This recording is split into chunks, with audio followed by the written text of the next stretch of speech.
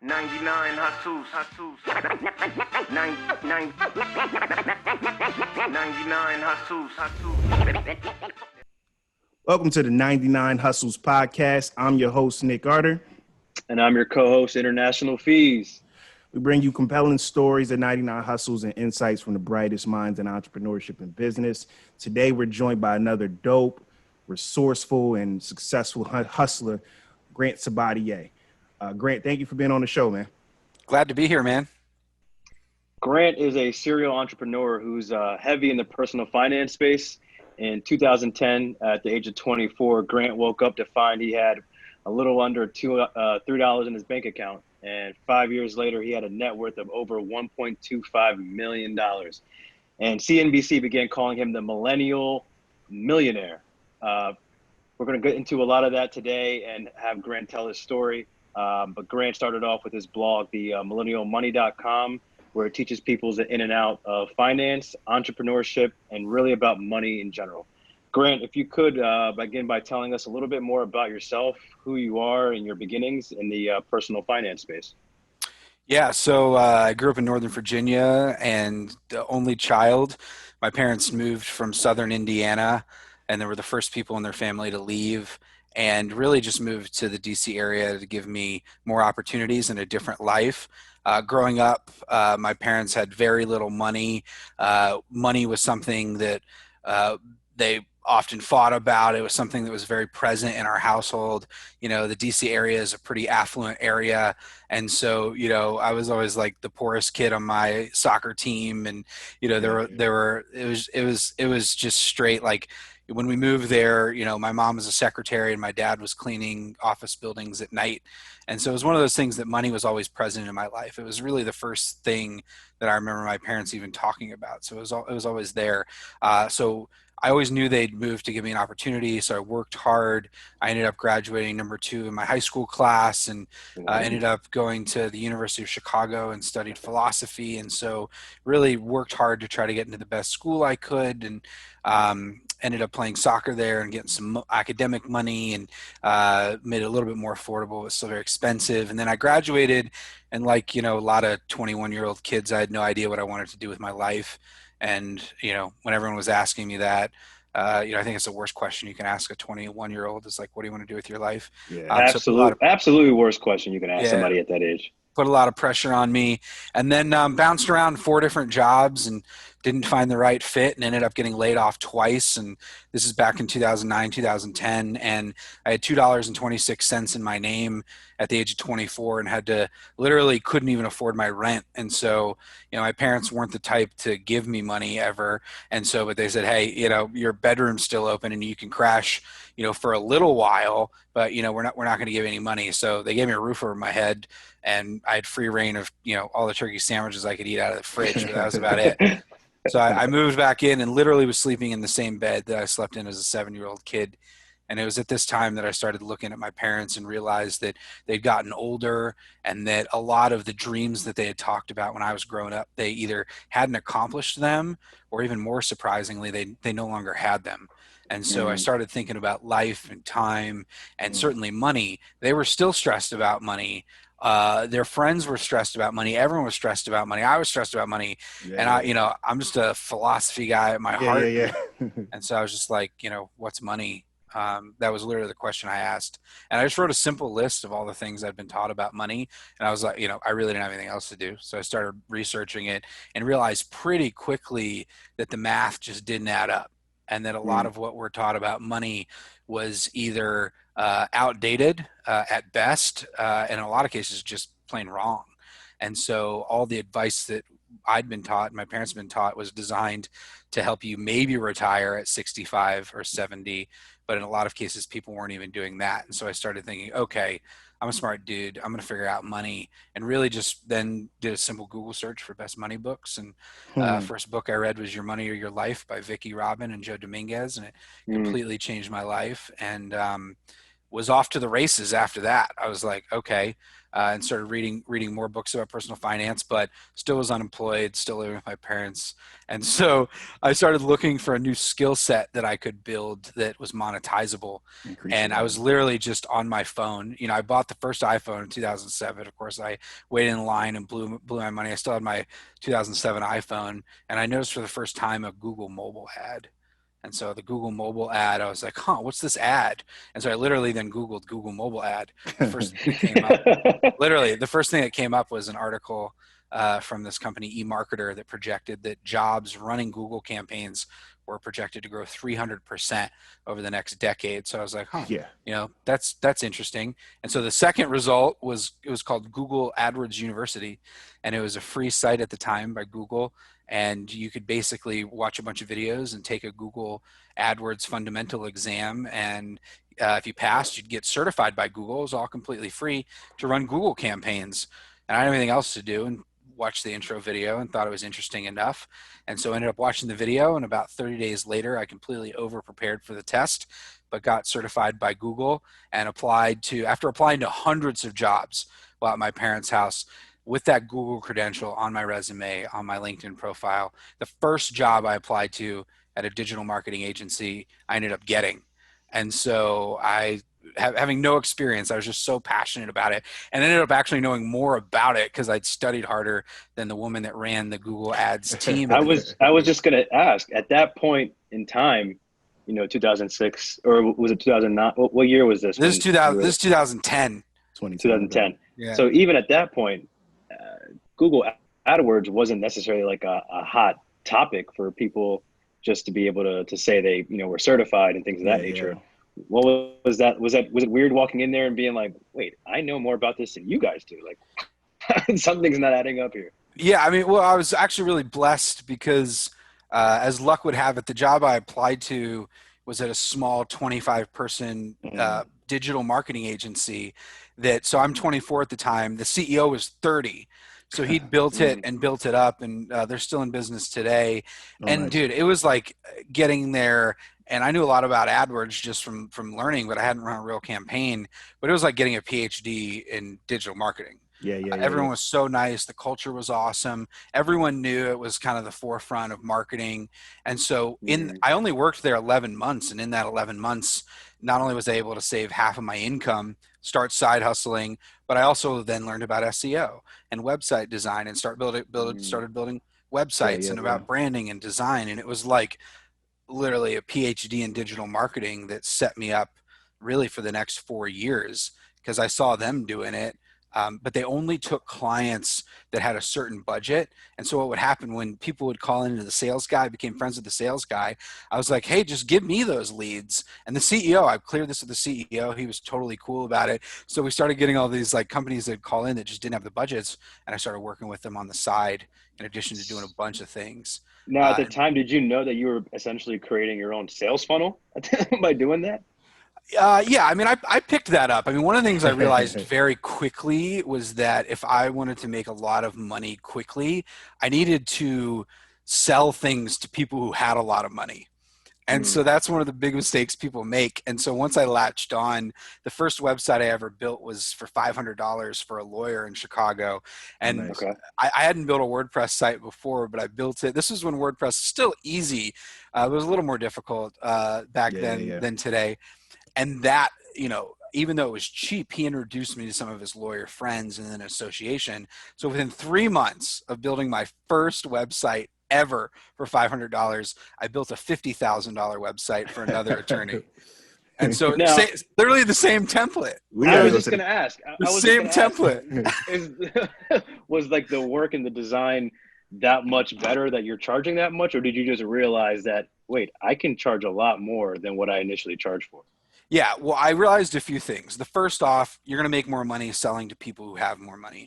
Second thing, there's a way as an individual entrepreneur or even a small little company, you can go in and work faster and outcompete those big agencies. So all these lawyers were getting these quotes for like $150,000. So to them, me for $50,000 was a complete deal, and I could get it done in half the time because I'm grinding at night doing this myself. And so a lot of people, Wow. man, they underprice, they underestimate. Like people are like, how did you do that? It's like, well, I literally had nothing to lose. Like Yeah, all I yeah. had to lose was them being like, no. And I No, think a lot yeah. of people undersell themselves and underprice themselves in life. And then the other thing, I realized that I wasn't actually selling websites. What I was often selling, because these were like larger law firm companies and I was working with the marketing person, all they cared about was looking good to their boss.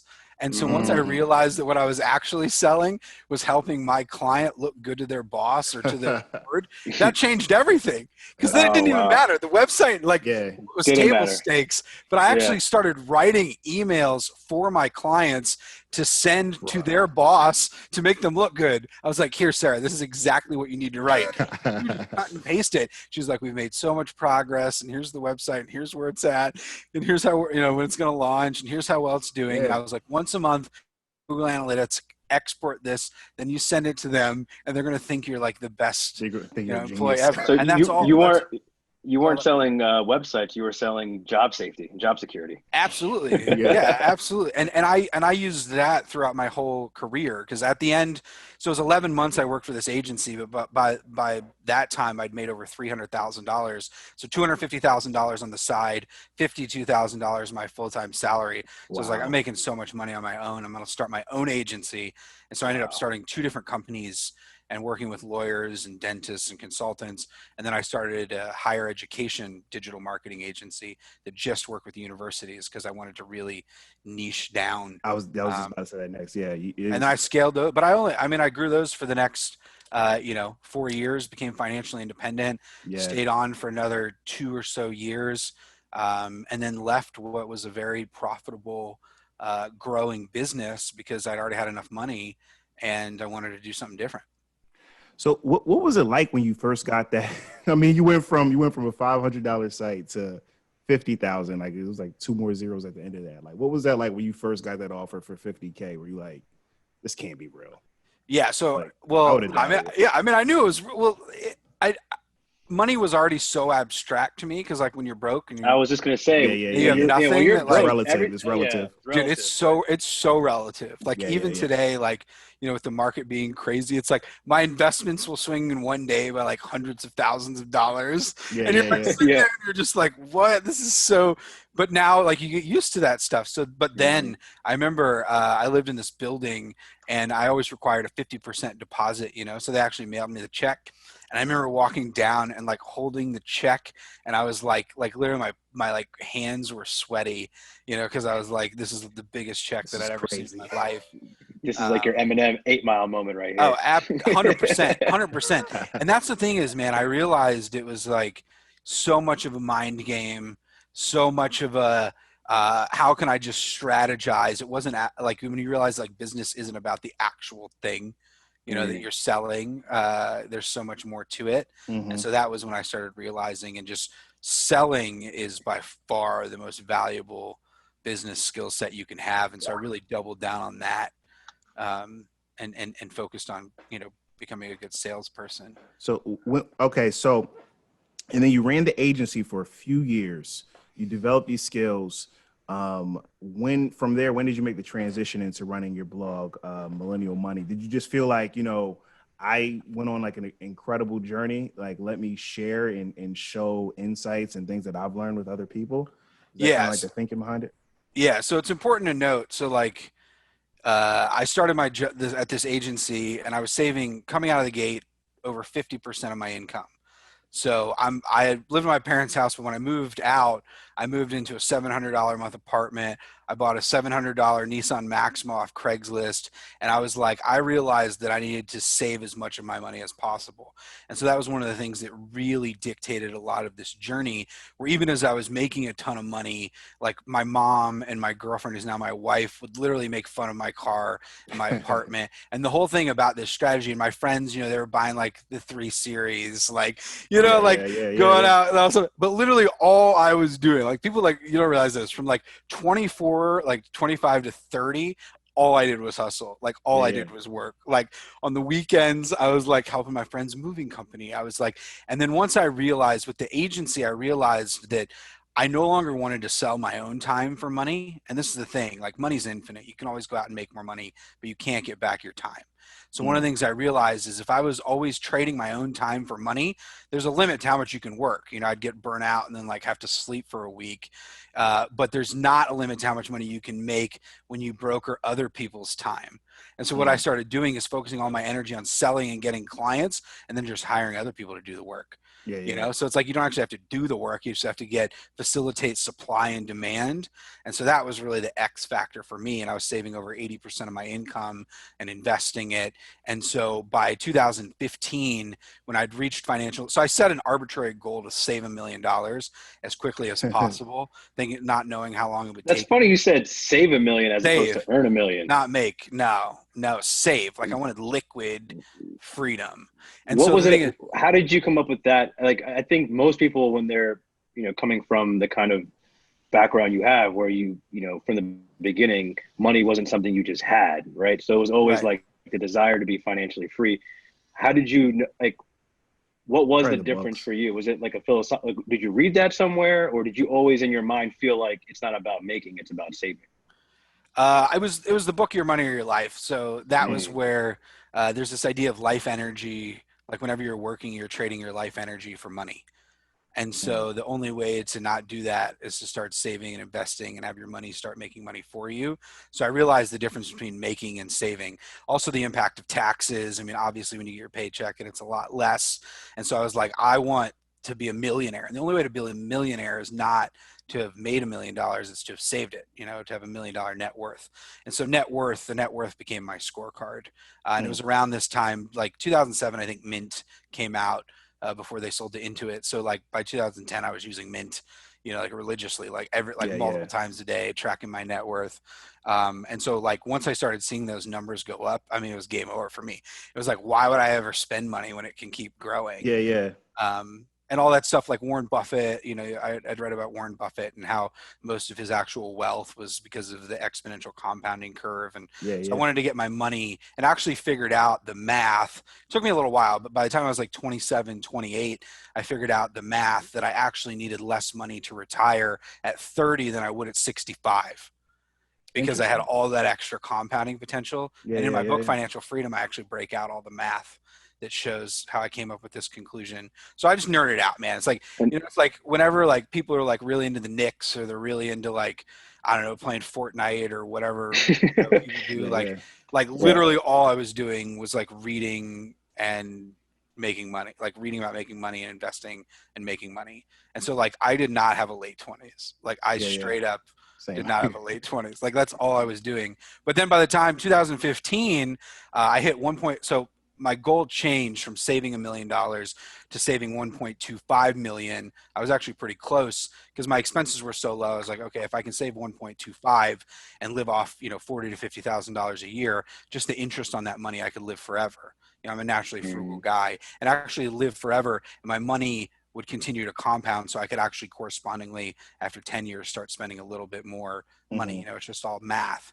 And so I actually hit it. Like, took me 5 years, 3 months, and a couple of days from the day I left my parents' house to have that 1.25 million saved. Freaked out, like had a complete like, what's going on? Went out, bought a Lexus, used with cash. Treat yourself, man. Yeah, used with cash, the hybrid black on black Lexus that I negotiated very intensely, that I still drive to this day. But and that was, and man, you really did read Buffett. What's Buffett drive like that van? He drives like a mini. No, doesn't he drive the what's the electric Toyota? The Prius? Does he drive a Prius? Drive a Prius? I thought he had like a little old, like an old man's Cadillac, but he might not. I think he updated to the Prius just to keep up with the times, I guess. But anyway, so then I reached financial independence and I was like, oh crap, like, wow, okay, I did it. And all my friends are still poor and no one's got any money. You know, they're driving the Beamers and living in like the $3,000 luxury apartments, but they're always in debt and can't do anything and have nothing saved for retirement. So I realized that like, okay, not only did I do this, but I learned an immense amount about money. It's like whenever you spend your entire life doing something, and I had a lot of thoughts about it. So I was just like, you know, I'm just going to start Millennial Money. I bought the Millennial Money in a domain auction 2012. I was buying and flipping domains, and I started buying like a lot of money domains. Was it on Flippa or? No, it's just a GoDaddy domain auction. GoDaddy auction. Yeah, Oh, yeah, okay. straight up. Nice. And That's so like where all like I feel like digital entrepreneurs always Start. at some point flip domains. It's just like a great way to like understand how you can make money online. Yeah, and it's the real estate of the internet. So I still have over 800 domains, and I've cleared out some of them, but I love domains. And so I had this, and I was like, I'd built all these websites for lawyers and for universities and managed development teams, but I'd never built a site for myself ever. And so I was like, okay, I'm going to create my own personal finance website because I was a big fan of them. And I'm going to come out with like a really great brand, and I'm going to do everything perfect. So I designed the logo, designed the first site. I built the thing like perfect, and then I started blogging, and obviously like had no visitors for like the first Like, year, why but is I just no one reading this. but I didn't care. I didn't care. Yeah. I was just like, I'm going to you were free at that point.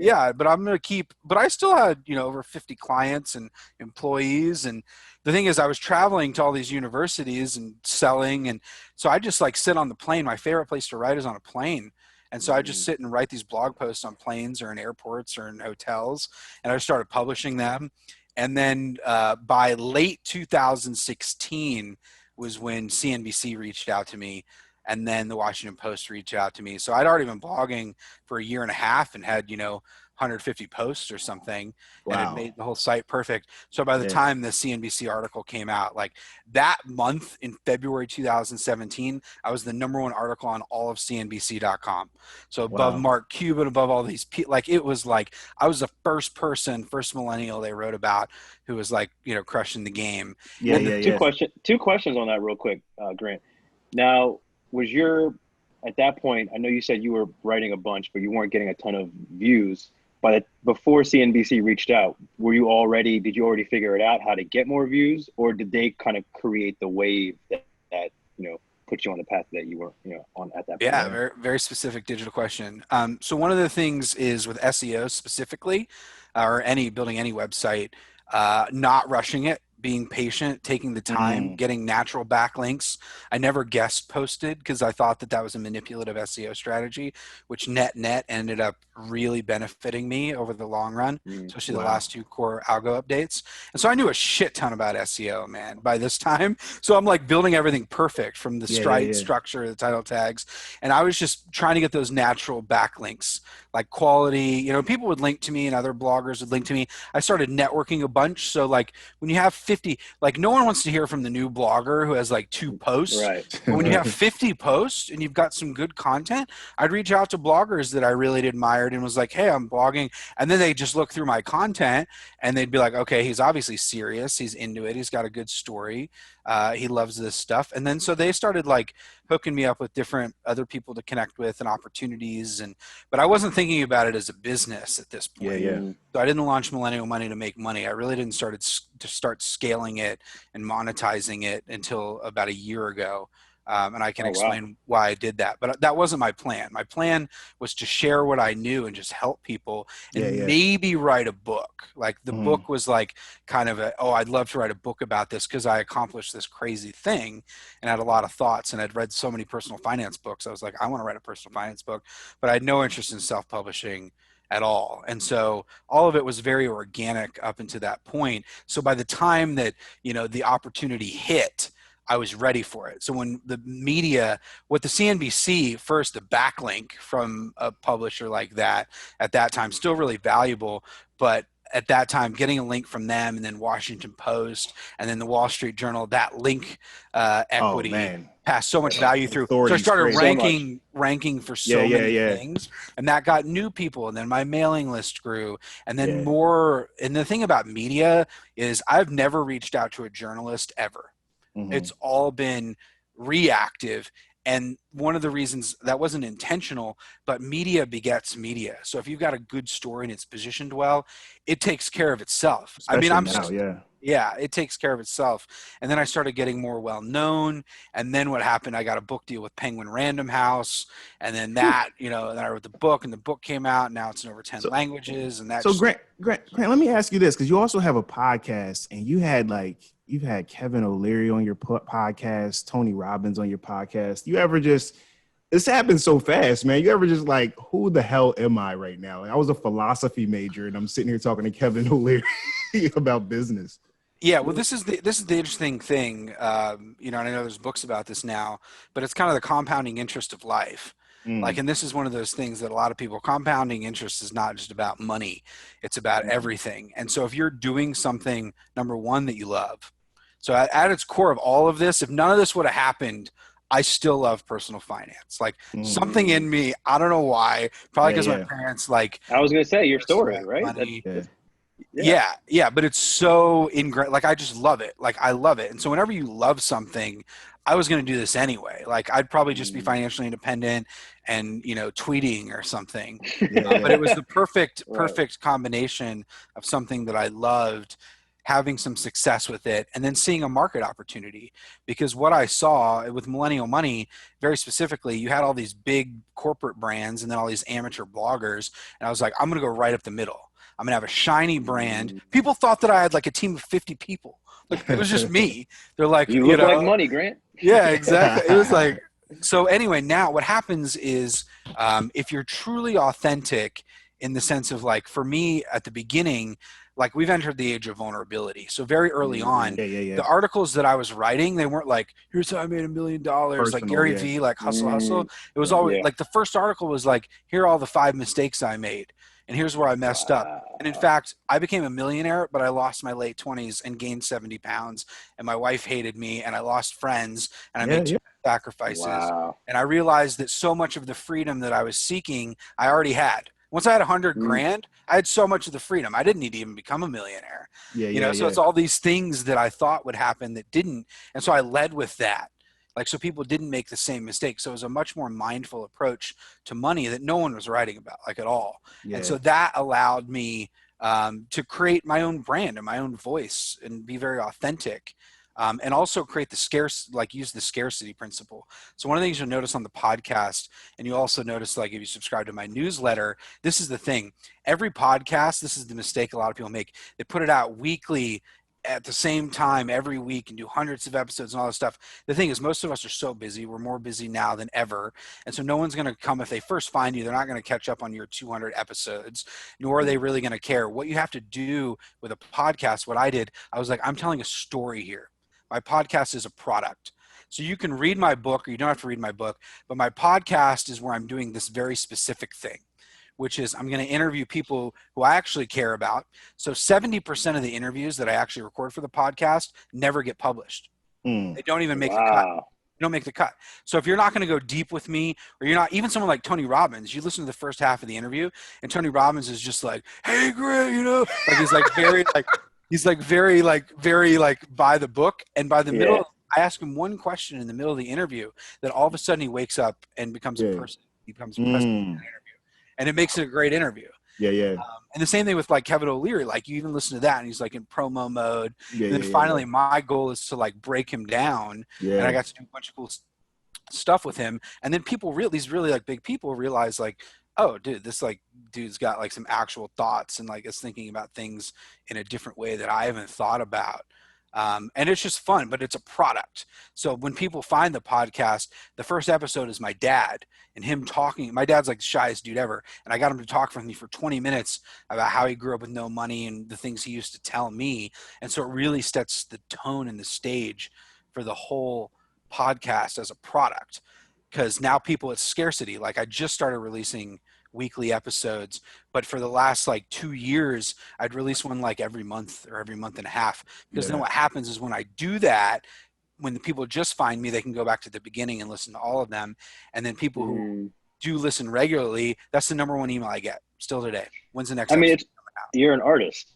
I think that's like when you're speaking, that's what I feel is like. And some of my favorite artists release music once every 5 years.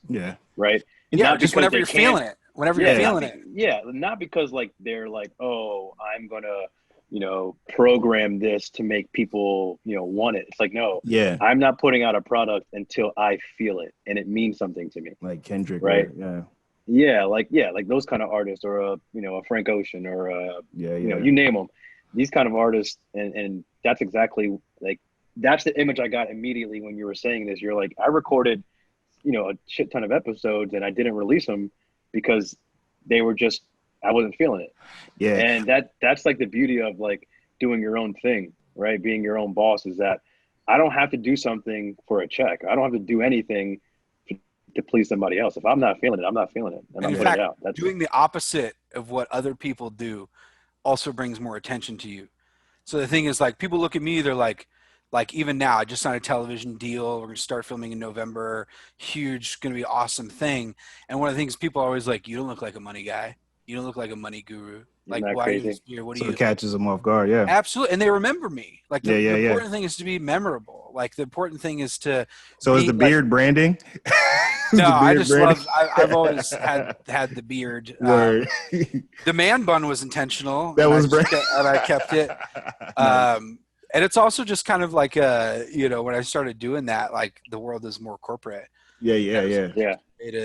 To reject that sort of mentally and emotionally and spiritually.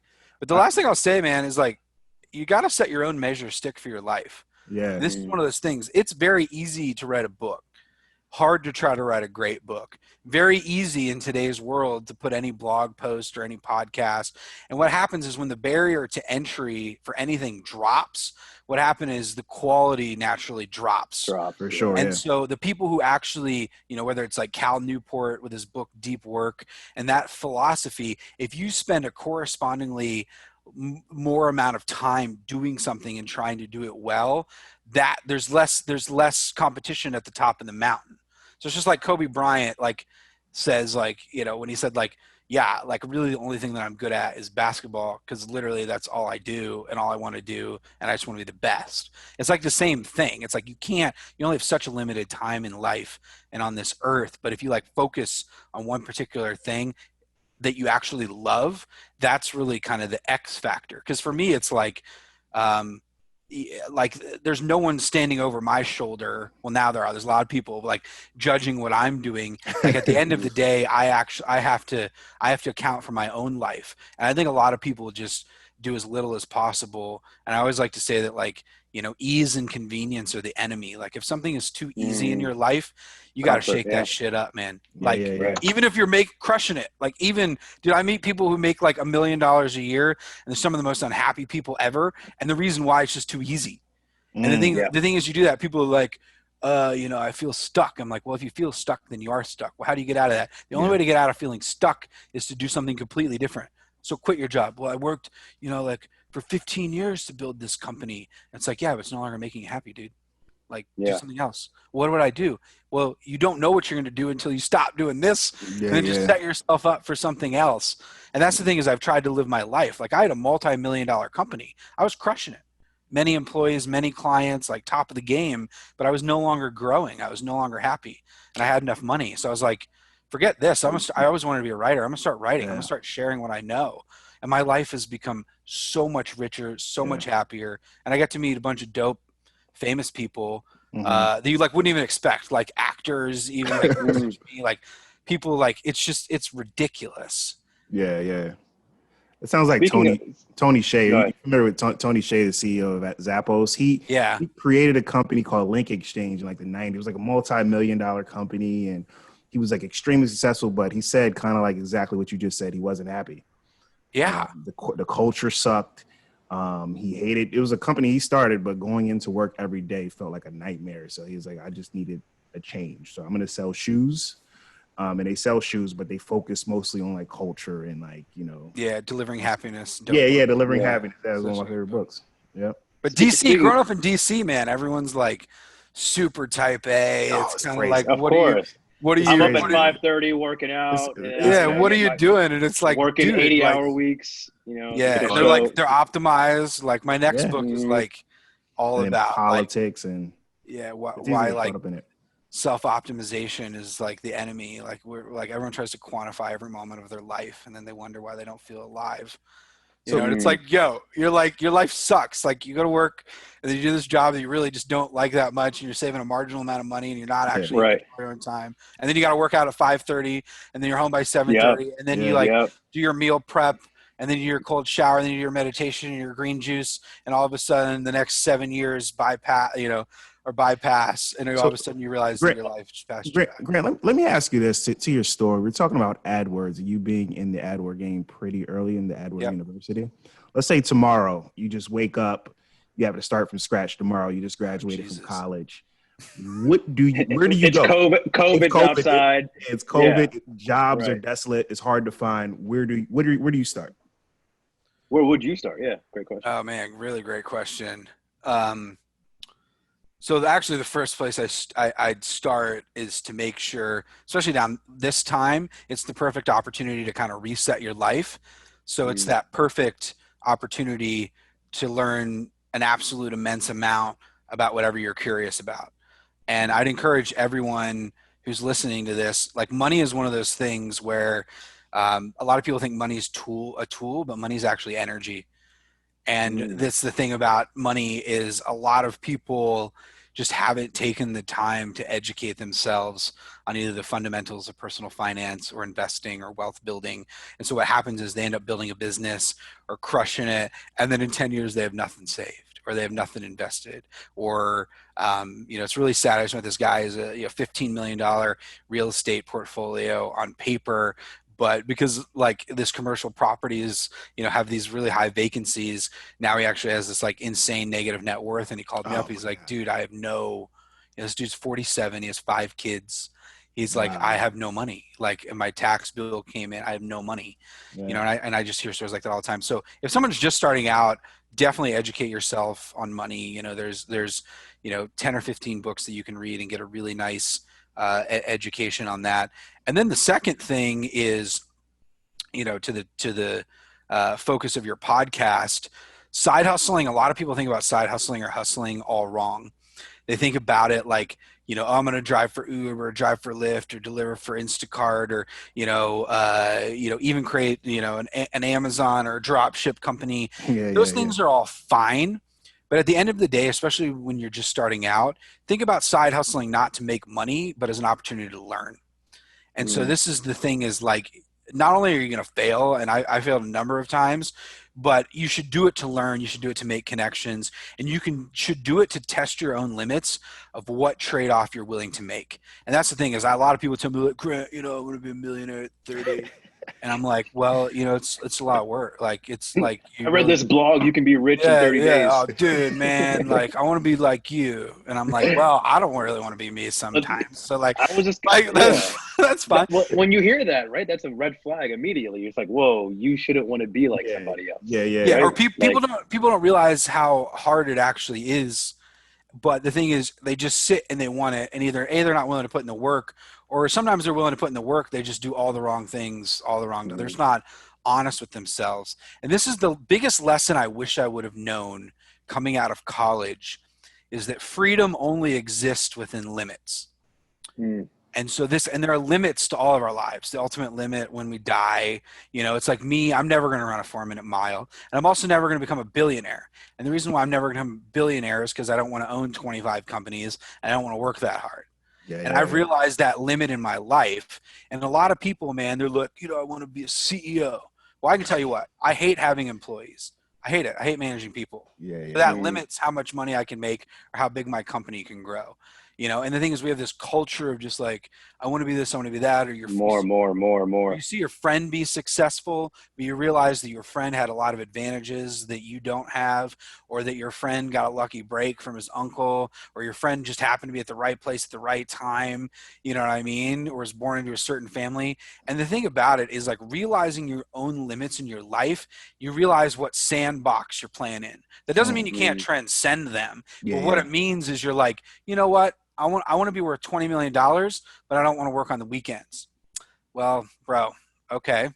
It's probably not going to happen. You know what I mean? Like, just be honest, and it's like one of those things where it's like, once you realize those limits for your life, then you can start to calibrate your goals and your expectations and build your life around those things. Because when I was like 21, I was like, I could do anything. I could be anything. Right. I want to be, Mark Cuban. And it's like, yeah. Or even But Warren Buffett. we say that and we don't even know these people, right? It's Yeah, like, yeah, I want to yeah. be Mark We Cuban. just see No, the but logo. even when you meet them, you Yeah. realize you're like, They're people, man. like when I hung out with Tony Robbins, you're like, yo, this dude is like legit on another level. Like he's Yeah. like on another level. Like when you're with him, you're like, his energy is different. yeah, exactly. He's and the trade-offs he's willing to make are different. Like I don't want to be up on a stage bouncing around when I'm 6 years old for 14 hours. I mean, it sounds terrible. Right. You know what I mean? Yeah, right. But if you don't want to do that, then it's going to limit certain things that you're going to be able to either accomplish or, it's all a trade-off, man. It's all a trade-off. And a lot of younger people don't realize that. Also, time is more valuable the younger you are. I like to say that. So it's like one of the things a lot of people are like, I'm going to start saving when I'm, 40, or I'm going to start, I'm going to build my business when I'm 37. There's that fact out there that like most successful companies, like the owner was 37 when they started, like Jeff Bezos and all this stuff. And it's like a lot of people just use that as an excuse to wait and put off, actually trying something. But the thing is, you actually try stuff. And then the last thing I'll say, man, and I can't overstate this, probably the most important thing is figure out what you actually want to say and what you actually have to say, because we're naturally, as humans, we're homogeneous beings. We're like herd animals. So everyone always likes to do the same thing, and everyone always likes to think the same thing. But the problem, what happens with that, then no one pays attention to you. And so the thing is, like, even writing my book, like a lot of people are like, want to write books. I only encourage people to write books if you actually feel like you have something to say. And that's the thing about creating any content or any blog. If you look at you compared to everyone else, why do you stand out? How is your perspective different? How is your life experience different? How are you filtering through things? Because people have just an unlimited number of options. And you might be like marginally successful, or your podcast might like get a decent amount of downloads. But the thing that differentiates is connecting with people on a human level.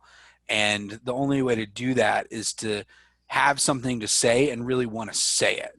And so that's one of the things. It's just like I just see just copycat after copycat after copycat. Yeah. And even now it's really funny because like I'll read blog posts that literally like I wrote those posts. Like I wrote that post like and you'll 7 see years it somewhere ago. else. Wow. Yeah, absolutely. Or just ideas from the book. Like it's so funny. Like people like take these things and you see them. Like I don't care. I mean, it's like, Right. but It it's is like what it people is, like, but it's think, like find your voice, man. Like people want to hear from you. Like what makes you different? Yeah, because Right. nobody can be Nick better than I can be Nick. Right. Right. Exactly. Find out how to be yourself, man. And so we live in a generation of copycats, and I think that goes back to what you were saying about vulnerability. It's like how it's also an age of vulnerability, and like how you had your dad on your podcast the very first episode, or you speaking and being vulnerable was able to distinguish you, right? And it's also like you're a student of life, and you tie finance into the broader picture of life rather than philosophy.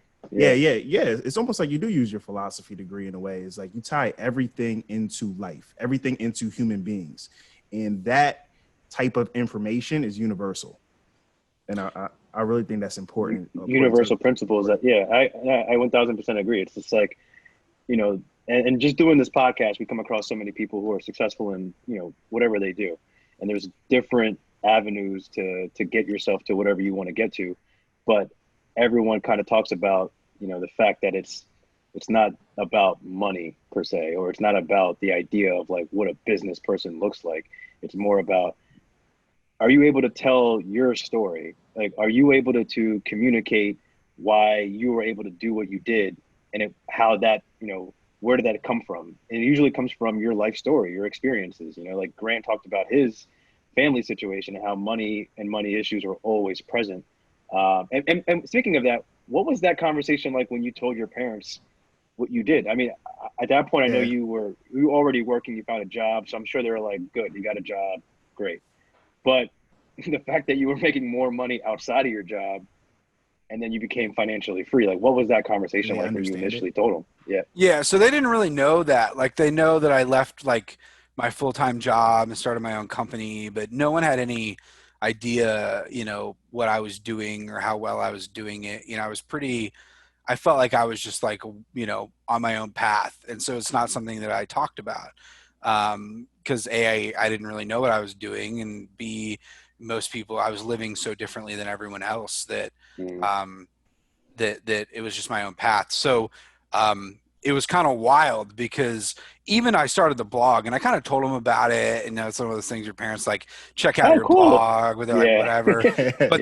But then when the Washington Post article came out and my dad actually read it in the paper, wow, he was just like, well, I mean, he knew by then, that I'd become a millionaire and stuff. But when let me get on the podcast.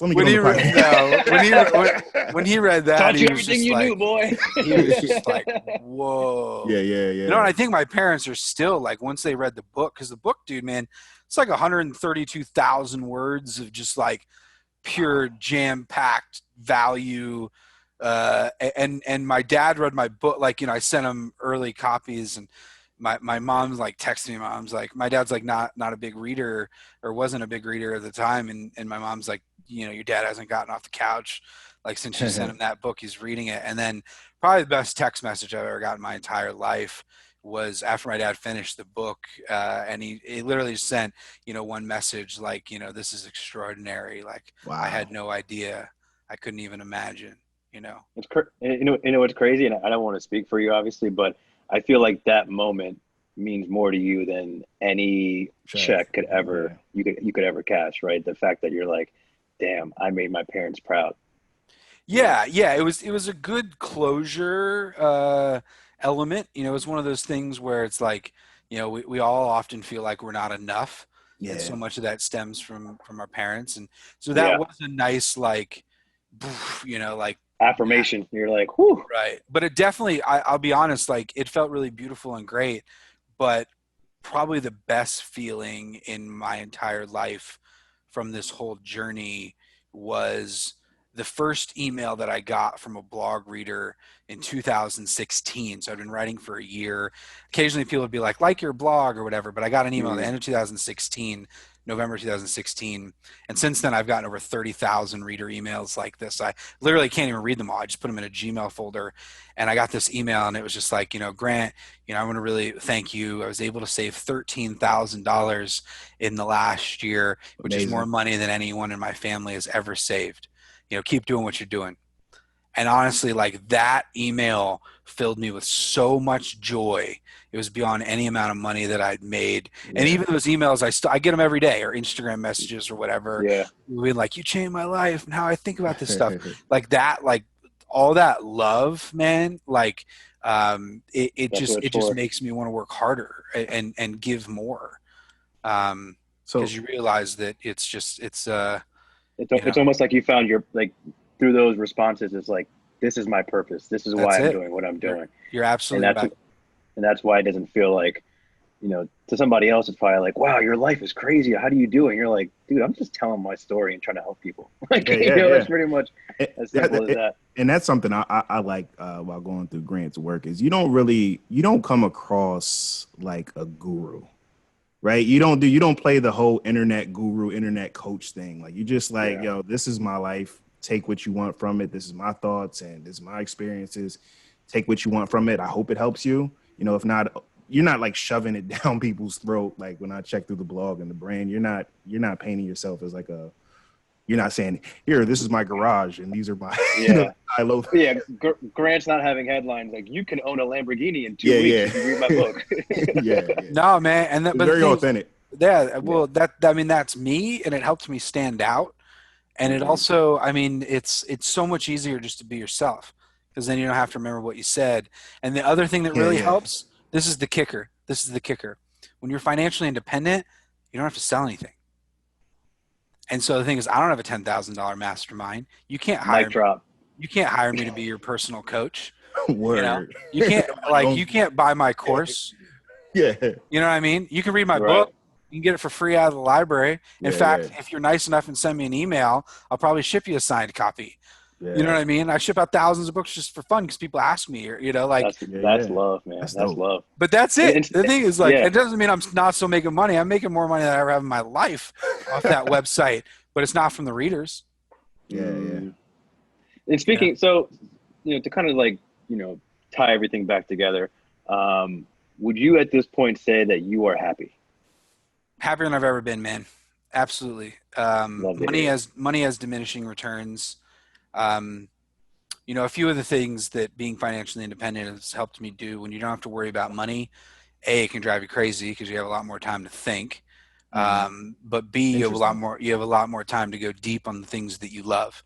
And so I realized, I'll just tell you a quick story if you got a sec. I was like sitting, this is one of the pivotal moments of my life. It was when it was this like 2018 February, late February. I was sitting in Cornwall, England. It's like the westernmost part of Europe, and my wife had flown and I had flown over Europe because I was finishing the book and I wanted to write there, and rented like, so cheap at Airbnb. I rented like a $60 a night Airbnb right on the coast, so gorgeous. My wife was asleep, it was like 7:30 in the morning. I got up, I made some coffee, and I was getting ready. I took my computer out. I got a great picture of this ocean, beautiful bushes, everything. And I was just like sipping my coffee. It was a little chilly. And I realized, I had this weird feeling. I was like, gosh, what's this feeling? What's this? What is this? What is this feeling? And I realized it was the first time in my life I'd felt at peace. Interesting. Wow. And that was it, man. It wasn't about the money at all. That's That's what I was craving. That's what I wanted. That was all I wanted. Yeah. And since That's what that, we're all craving, right? since Pretty much what. since that moment, man, it's just been it's just been beautiful because it's like I got nothing to prove. I don't need to make more money. I can just double down on the things that I love and helping others, and so my life gets richer, the opportunities get cooler. And then the last thing I'll leave you with, like, a lot of things, a lot of people struggle with how to measure their life, and this is one of the things. My next book is tentatively titled Beyond Happiness, because a lot of us think that happiness is the goal, and I actually think that happiness is too small of a goal. Yeah, yeah. And so instead of asking myself, at the end of the day, like, did this make me happy? Was I happy? The one question I ask myself when I'm falling asleep is, did it make me feel alive? That's it. That's real. That's real. And I have that belief also. Is like happiness. A lot of people seek happiness when I think you should be seeking wholeness, which is kind of the same thing. Is like, because you're never going to completely eviscerate the bad. You're never going to completely have the good. Nor should you. Yeah, nor should you. And there's a happy medium there that makes you whole, and that's what makes you, as you put it, alive, or a human. That's what makes you human, and that's the goal. Just do what makes you feel alive. Doing a podcast, chatting with people, whatever. Yeah. And that's the thing, is a lot of people just sitting at their desks slowly dying, man. Yeah, for sure. And so, Grant, we appreciate you being on the show, man. We appreciate you going through your story. We hope our audience got some of those jewels that you were dropping, man. You dropped so many jewels throughout the episode. We always ask every guest that we have on, what is your hustler mantra? Now, what your hustle mantra is just like a quote or a phrase that, how you that you use to like live your life, or like to sum up your life or sum up your business. If you had to choose one hustler mantra, what would it be? Money only matters if it helps you live a life you love. Word. Drop the mic. Is there a mic I can drop? Financial freedom. Game available over on Amazon. That's it, bro. Oh, that's it. And don't worry, 99 Hustle fans. Everything that Grant mentioned in terms of like his book and his blog, all that will be put in the blog post for you to be able to check out. For sure. I feel alive after this conversation, to be honest. Grant, it's been a pleasure and an honor to speak with you today. We look forward to connecting with you down the line and see what you got going on. And you mentioned a little bit about a TV deal you got going on. If you're ever looking for two young entrepreneurial digital marketers, cameos in the coffee shop. Yeah, we, whatever you need, we're your guys. So, sure. But in all honesty, again, Grant, really thank you for taking the time to talk to our guests, or talk to our audience today, and being an incredible guest. Really appreciate it. Yeah, 100%. For sure, man. Much love. Good luck to you guys. Grant, 99 Hustles.